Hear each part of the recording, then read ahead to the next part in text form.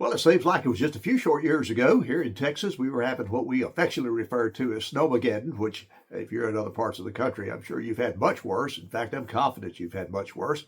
But it was pretty bad back on us. I believe that was, I don't know, it's been several years ago. We had a lot of power problems and everything. So it looks like we're heading for that again.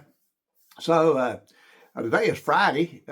So it looks like Saturday, tomorrow it's going to be here, or if it's not tomorrow, it'll be tonight. If it's not tomorrow, it'll be Sunday. I don't know, whoever you talk to, it might be Saturday. And if you talk to, well, we might even miss it. Who knows? It's hard to predict the weather, regardless of where you are. I used to travel quite a bit.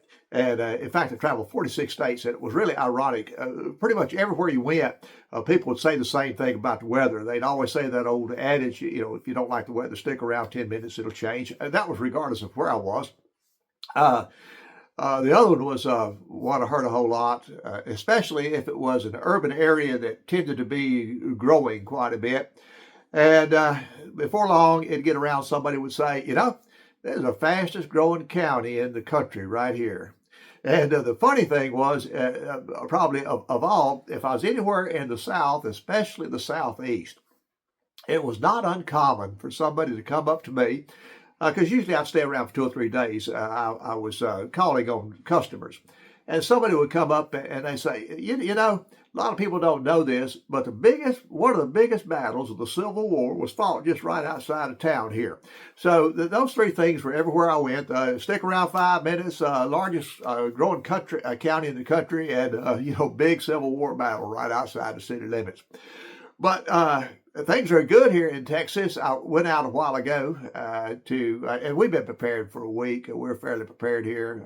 I've got my Mr. Heater and some other things. We learned quite a bit the last time we had that. I wasn't quite as prepared that time as I am now.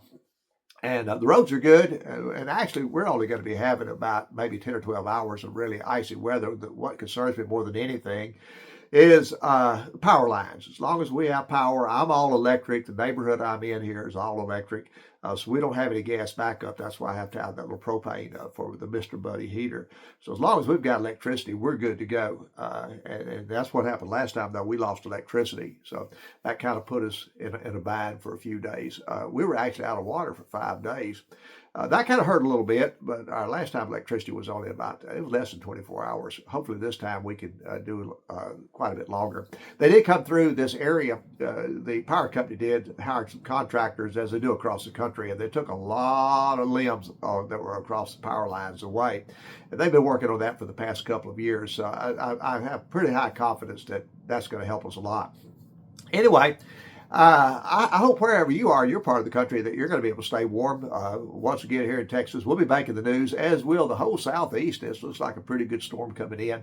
Ours is going to be mostly freezing rain. I hope we have sleet, because sleet won't hurt the power lines quite as much as the freezing rain will. But regardless, we're going to be hunkered in. They've canceled church for us Sunday, and I've probably got a couple of doctor's appointments going to be canceled next week.